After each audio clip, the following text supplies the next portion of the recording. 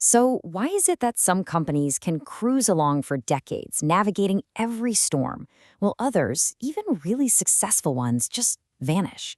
It's not just bad luck, it's something called the obsolescence trap. And it's when a company's own success becomes the very thing that seals its doom. We're going to dive into the hidden keys to making sure that doesn't happen. Here's the game plan. We'll start with the obsolescence trap itself. Then we'll bust a huge myth about digital transformation. After that, we're getting into the really cool stuff, a company's DNA, what the research calls habitus, and its instincts, or sensitivities. And we'll wrap it all up with an incredible story from a company that made it through. You know that fear of becoming irrelevant? It's a powerful thing. Just think about the compact disc. It didn't just slowly fade out of style, it was aggressively replaced by something better. And that, right there, is the heart of the obsolescence trap. Yeah, it's a tough question, but you have to ask it. The threat of being replaced is always lurking. And you know what? It often comes for the companies that look like they're on top of the world, right before the ground completely shifts beneath their feet. So let's be really clear about this. Obsolescence isn't your product getting old and breaking down. No, it's about your product being totally leapfrogged. It works perfectly, but suddenly nobody wants it. And that, my friends, is a much, much scarier problem to have. And this timeline just drives home how relentless this cycle is. The research we're looking at followed this one UK audio company that survived, well, everything. They started with mechanical turntables, then had to navigate the rise of CDs, then the absolute tidal wave of digital streaming, and now the whole Internet of Things. I mean, each one of those shifts was basically an extinction-level event for most of their competitors. So whenever this topic comes up, what's the one solution everyone shouts from the rooftops? Digital transformation! But what if that advice is not just wrong, but like dangerously incomplete? Right? We hear it all the time. You've got to digitize your process, adopt the new software, embrace the tech. It's sold to us as the magic pill. Just buy the shiny new thing and your company will live forever. Simple. Or is it? Well, here's the brutal truth. According to the research, a staggering 95% of these big digital transformation projects fail. They don't deliver what they promised, only 5% actually succeed. Just 5. And that leads us to the real million-dollar question. If this is supposed to be the answer, why does it blow up in our faces 95% of the time? Well, it turns out the answer has very little to do with the technology you buy, and everything to do with what's already inside your company culture.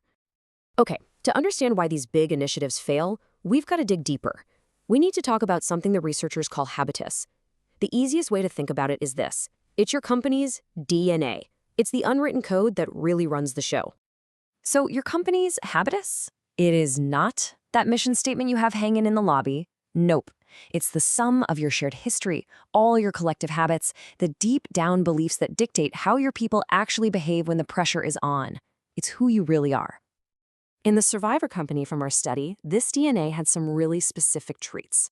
They had what they called a perennial ethos, a core purpose that was their North Star. They had a deep, almost religious belief in making products that could be upgraded, not just thrown away. And every single decision had to connect back to that purpose. Oh, and they ran an upside-down organization, where the people actually creating the value got all the support. And this quote just says it all. Their choice to stay away from CD players wasn't just some spreadsheet calculation. It came straight from their gut, from their DNA. The whole idea of the CD just violated their core belief in making things that last. You see, their internal culture was guiding their strategy way before the market ever caught up. Okay, so if habitus is your company's DNA, the second piece of the puzzle is what the researchers call empirical sensitivities. And really, the best way to think about this is as your company's collective instincts, its reflexes. Now, these are not just some vague, fuzzy feelings. We're talking about a finely honed, battle-tested ability to see the tiny shifts in the market and react fast and decisively. It's kind of like the difference between a rookie who has to think about every move and a veteran pro who just reacts. It's a reflex built from years of experience. So, how does a company even build an instinct like that? It doesn't just appear out of thin air. It's a path. You start with specific, repeated actions, like consistently choosing not to get locked into one technology. That builds a broader skill, like strategic selectivity. And over time, all those skills combine to form that powerful company-wide instinct. All right, this is where it all comes together. Let's put these two big ideas, your DNA and your instincts, into action. Because the most insane moment in this company's history shows exactly how these two things work together to stare obsolescence in the face and win. Okay, get this. The year is 2009. This company has a line of CD players that are winning awards left and right. And this product line accounts for a full quarter of their total revenue. I mean, by any standard, this thing is a golden goose, a massive success story. But this is where their instincts kicked in. While the rest of the market just saw a super profitable product, their gut was telling them a totally different story. They saw a product that was confusing their customers, who were all starting to move to streaming. They didn't see a core competency. They saw a future competency trap. They saw a dead end. And so they did something that from the outside looked absolutely crazy. They took their award-winning, super profitable product line and they shut it down. The whole thing. A quarter of their revenue gone overnight. Why? Why on earth would they do that? Because their survival instincts were stronger than their attachment to short-term cash.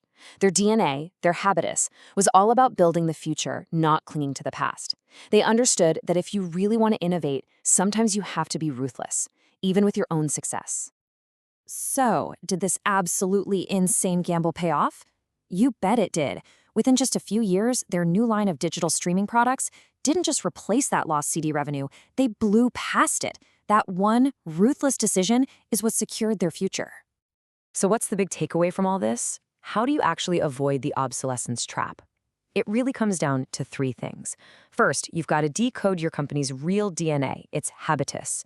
Second, you have to actively sharpen its collective instincts. And third, and this is the big one, you have to let that internal foundation, your culture, drive your technology choices, not the other way around. So I'll leave you with this one question to chew on. What is that deep down, unwavering purpose, that perennial ethos of your own organization?